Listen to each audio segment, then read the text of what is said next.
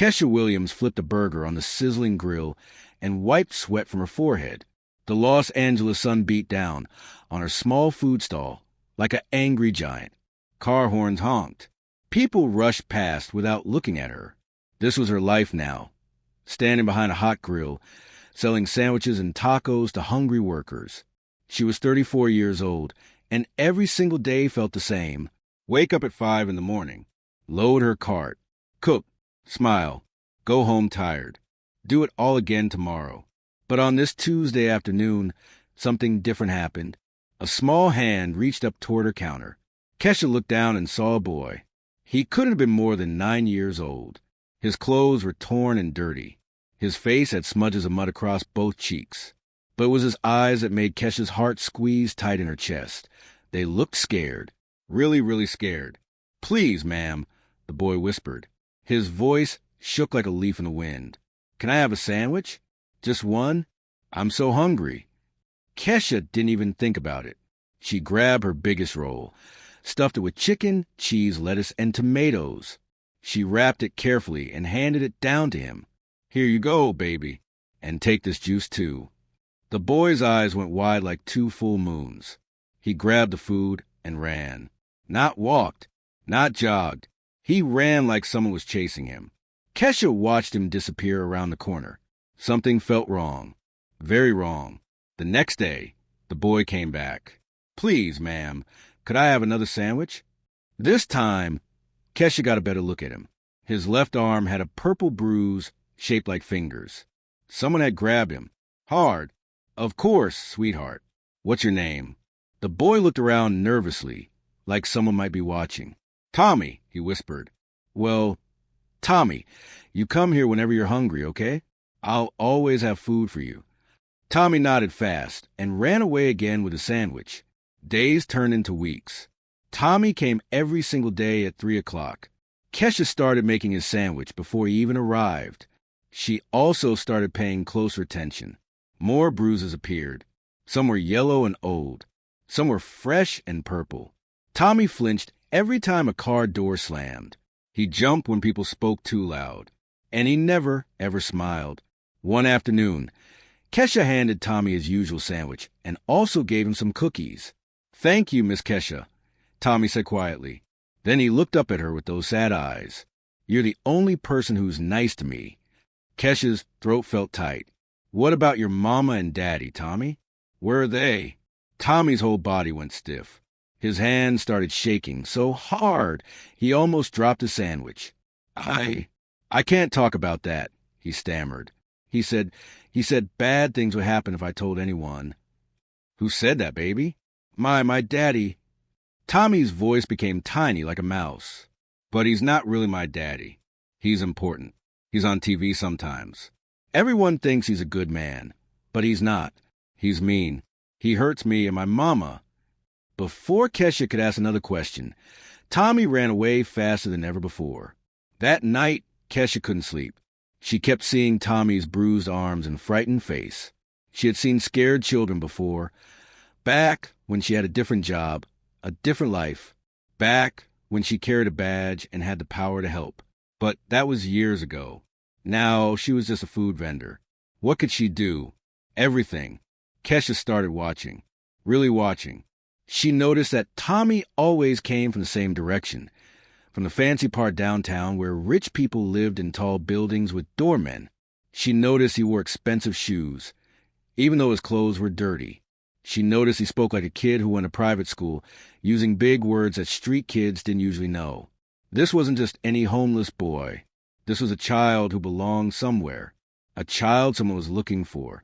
Or maybe a child someone was hiding.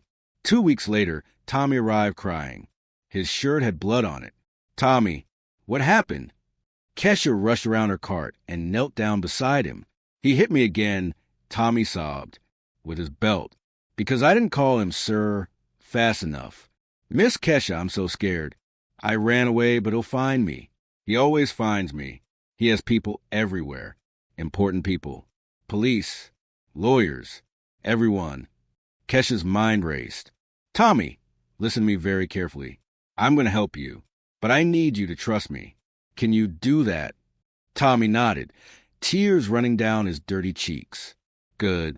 Now, I need you to tell me, does your daddy live in the big white building on 5th Street?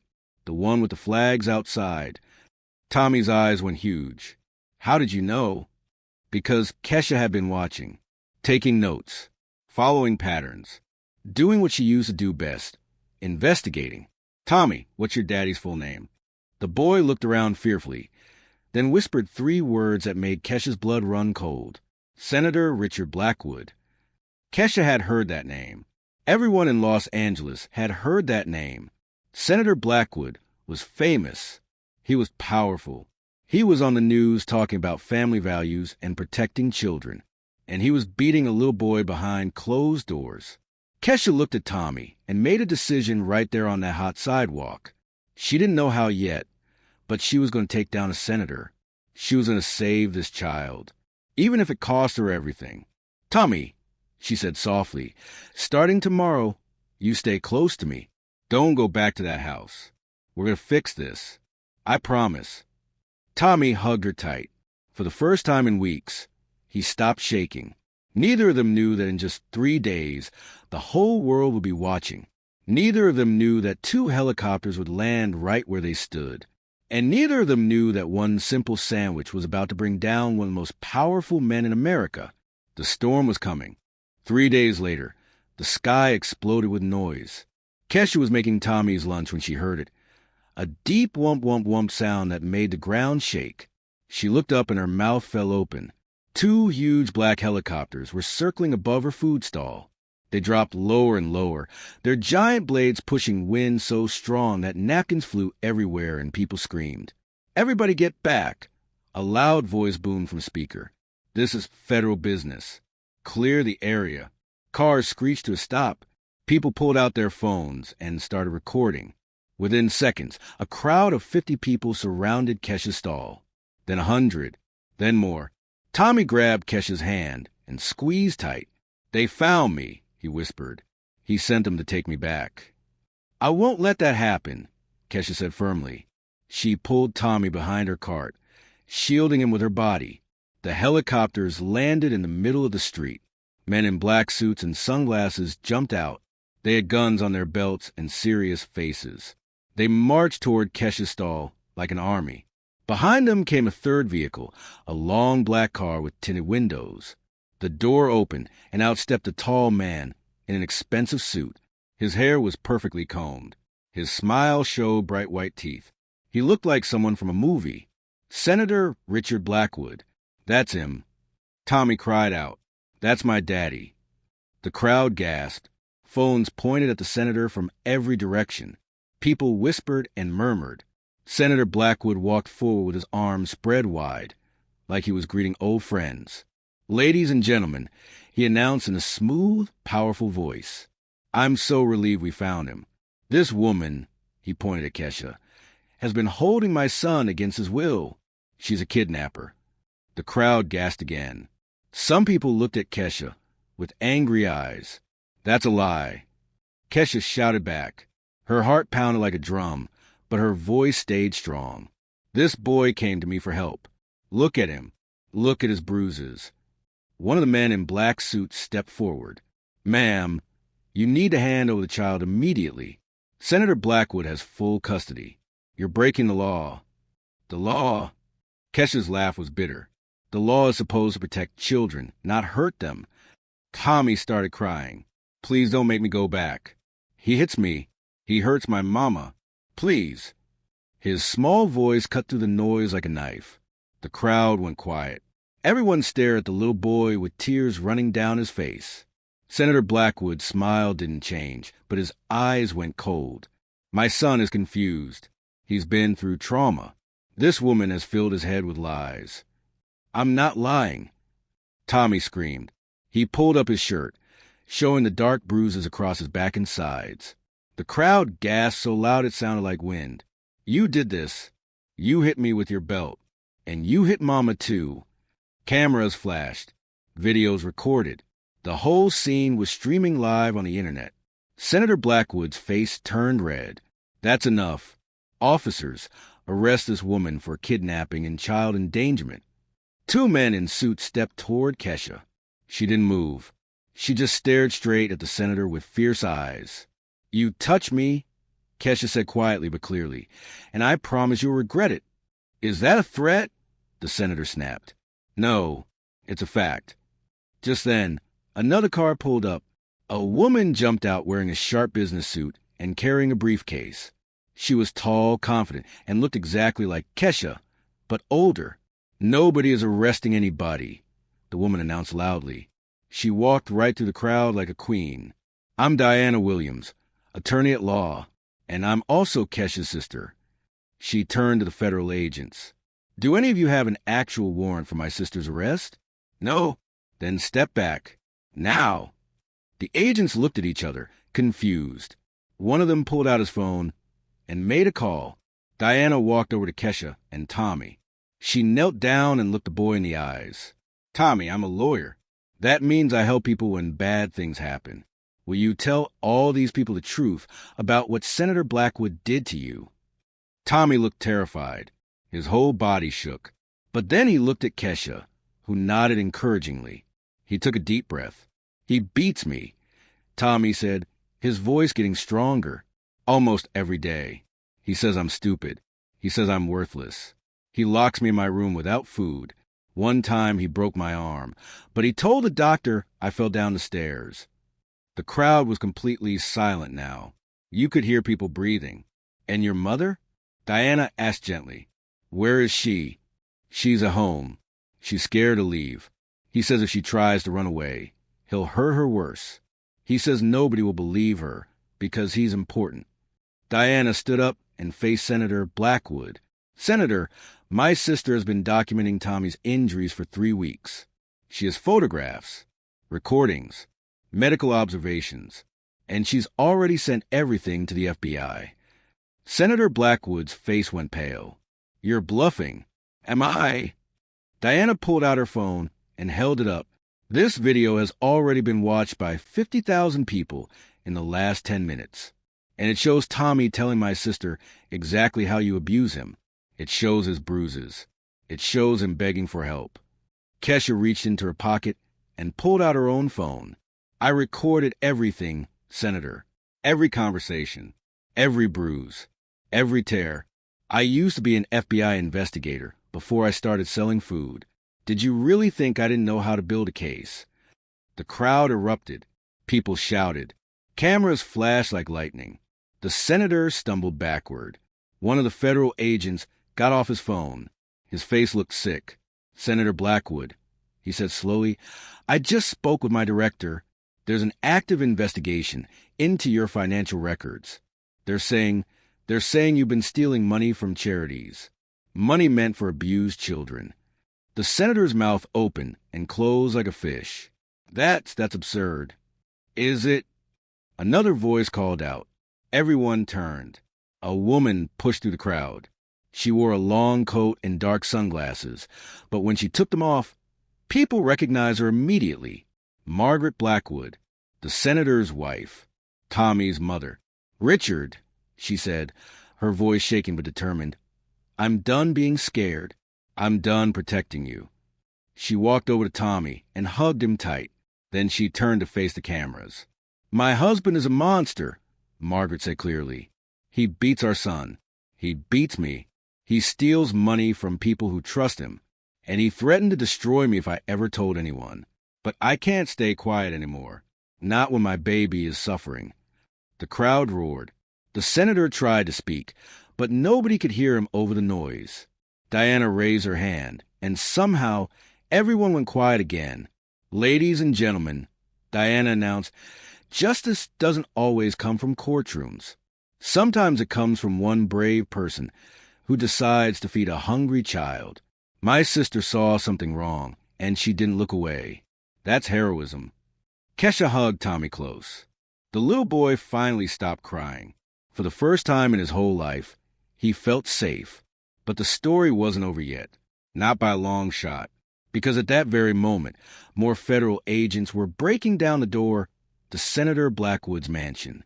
They were finding evidence. Files. Money. Secrets that would shake the whole country.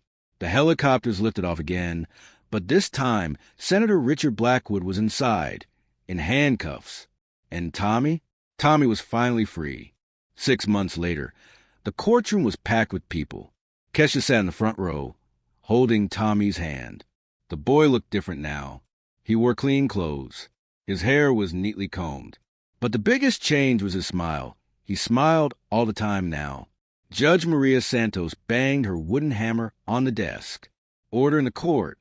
Everyone went quiet.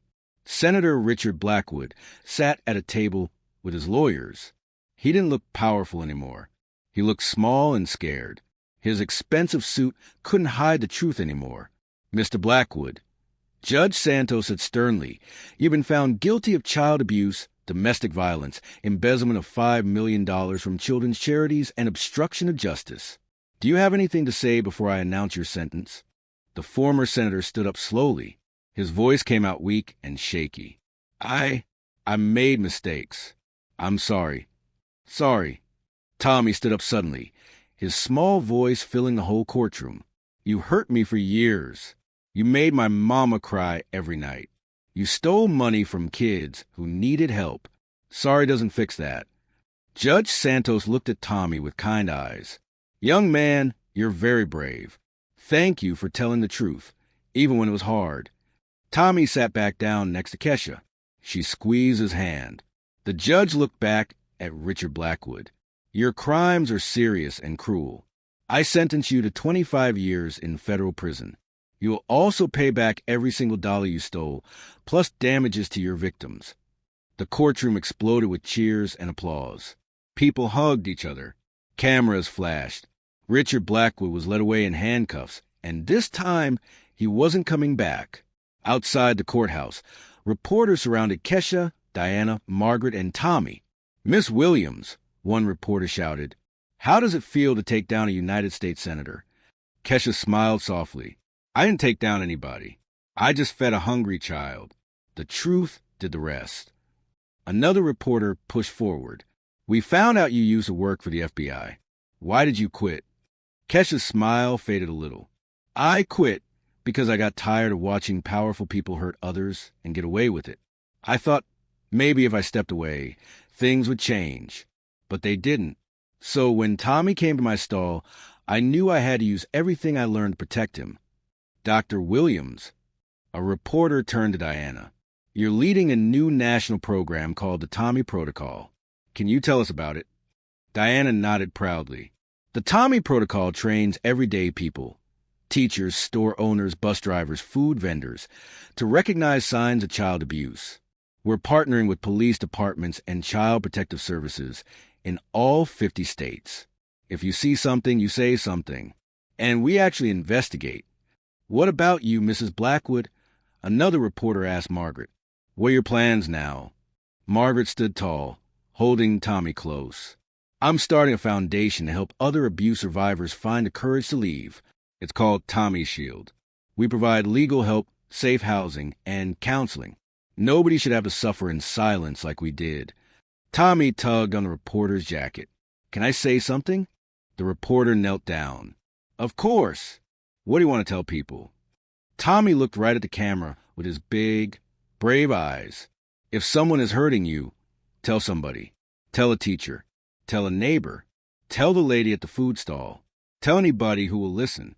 Because Miss Kesha saved my life just by being kind. Heroes don't always wear capes.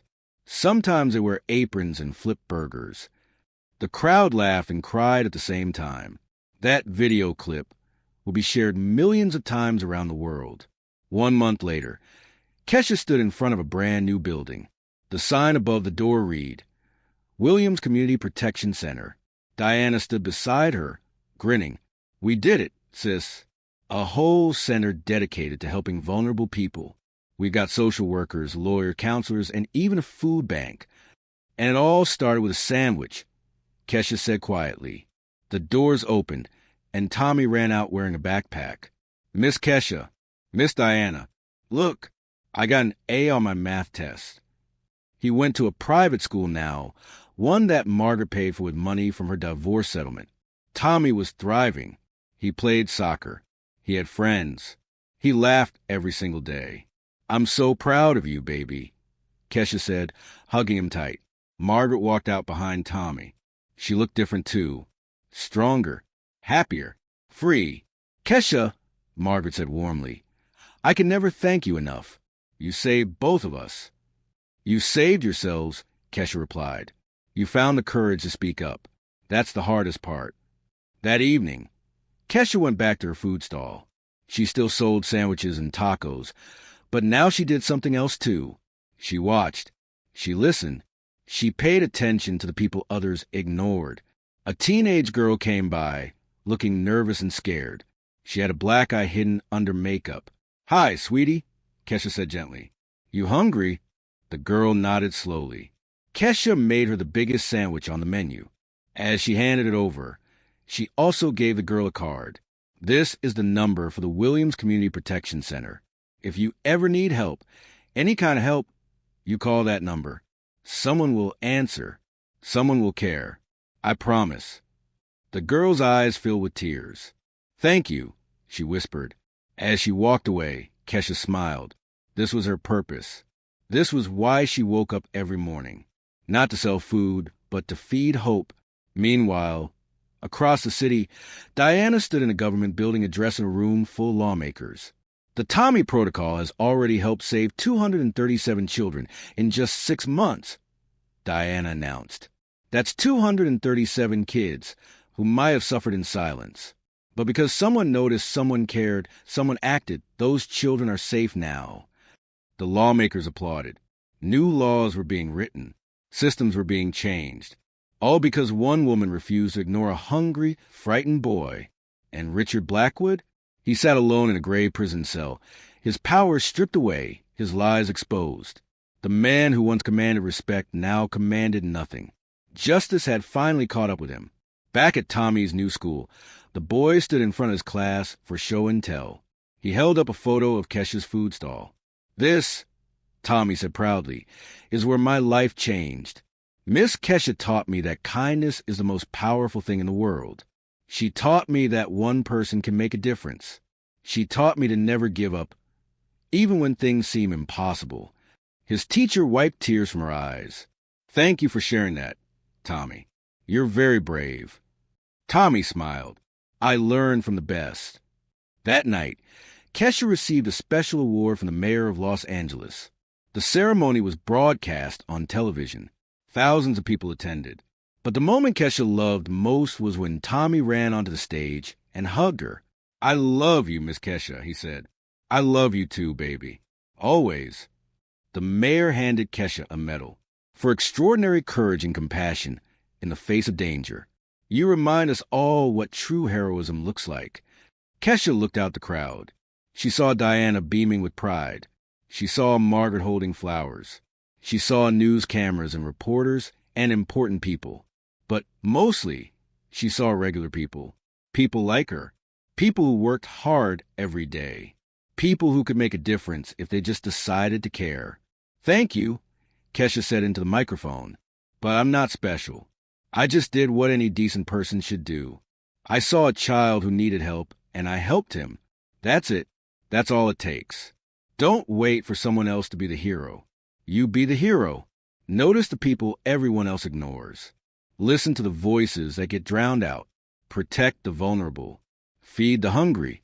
Love the broken. Change the world one sandwich at a time. The crowd stood and cheered for 5 whole minutes. And somewhere in cities all across America, people watched that speech and decided to act.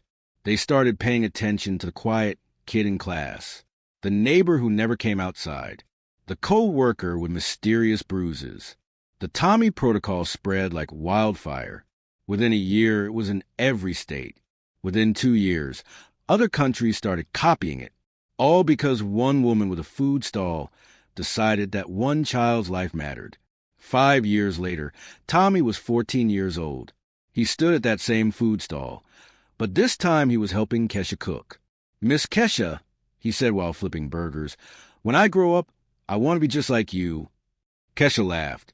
Baby, you can be better than me. You can be whoever you want to be. You're free now. Tommy grinned. Then I want to be someone who helps people. someone who makes the world safer, someone who never looks away, then that's exactly who you'll be. As the sun set over Los Angeles, Kesha looked at her food stall with pride. It wasn't fancy. It wasn't big, but it had changed the world. Because real change doesn't always start in palaces or parliaments. Sometimes it starts at a small food stall on a busy street corner. Sometimes it starts with a sandwich. Sometimes it starts with someone who simply refuses to look away. And that's the most powerful thing of all. If this story touched your heart, please share, and subscribe to support more stories that matter. Every share helps spread the message that ordinary people can do extraordinary things. Your voice can be the one that saves a life. Your kindness can be the spark that changes everything. Don't underestimate the power you have to make a difference. Share this story. Talk about it. Let it inspire you to notice the people others ignore. Because somewhere right now, there's a child who needs someone to care. Will you be that someone? If you believe in the power of kindness. Share if you think more people need to hear Tommy's story. Subscribe to never miss stories that remind us what true heroism looks like. Thank you for reading. Now go out and change the world, one act of kindness at a time.